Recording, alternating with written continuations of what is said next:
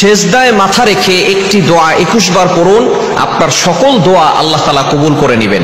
আমরা অনেক সময় বলি, হুজুর আমার দোয়া কবুল হচ্ছে না। দোয়া কবুল হওয়ার জন্য অবশ্যই কিছু শর্ত রয়েছে। আপনি যদি হারাম ইনকাম করেন তাহলে কিন্তু আপনার কোনো দোয়াই আল্লাহ তাআলা অ্যাকসেপ্ট করবেন না, কবুল করবেন না।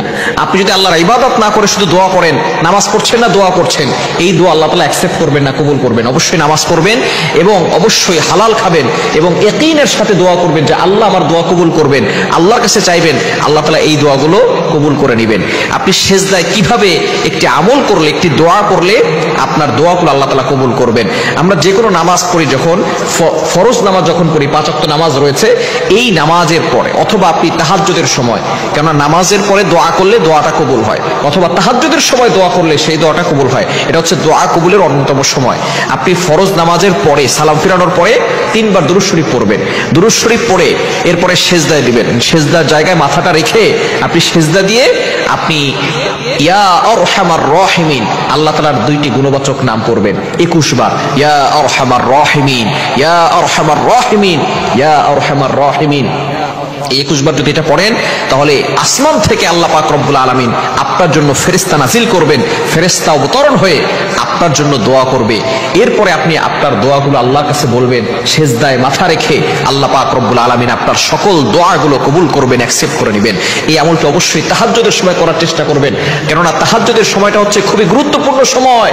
মুয়াজ্জিন 5 বেলা ডাক দেয়, হাইয়া আলাস সালাহ, হাইয়া আলাল ফালাহ, কাম টু দ্য সাকসেস, সফলতার দিকে আসো, কল্যাণের দিকে আসো।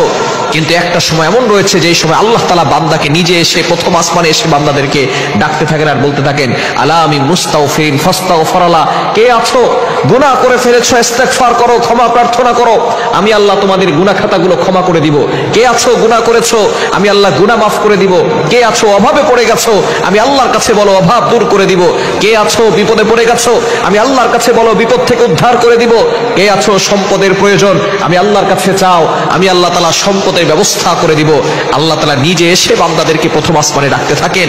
সুতরাং ওই সময় নামাজ পড়া, আল্লাহর ইবাদত করা খুবই সওয়াবের কাজ এবং আল্লাহ তাআলার নৈকট্য অর্জন হয়। কেননা যে ব্যক্তি ওই সময় আল্লাহর ইবাদত করবে সে তত বেশি আল্লাহর কাছে চলে যেতে পারবে। এজন্য অবশ্যই আমরা এই সময়টা আল্লাহর ইবাদত করার চেষ্টা করব।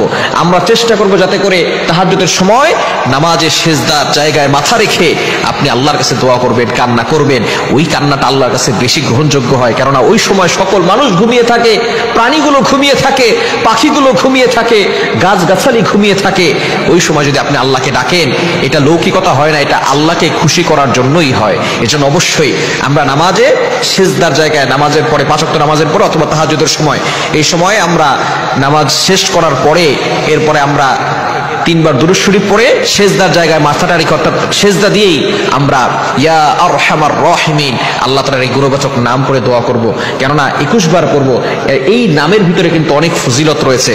আল্লাহ তাআলাকে রহমান রহিম নামে ডাকলে আল্লাহ তাআলা খুশি হন এবং আল্লাহ তাআলার এই গুণবাচক নাম নিয়ে ডাকলে আল্লাহ তাআলা দোয়াগুলো কবুল করেন। এটা আল্লাহ নিজে বলে দিয়েছেন। কোরআনুল কারীম খুলেন 9 নম্বর পারা 13 নম্বর পৃষ্ঠার 4 নম্বর লাইন, সূরা আলে ইমরানের সূরা আরাফের 180 নম্বর আয়াতে আল্লাহ বলছেন, ওয়ালিল্লাহিল আসমাউল হুসনা ফাদউহু বিহা।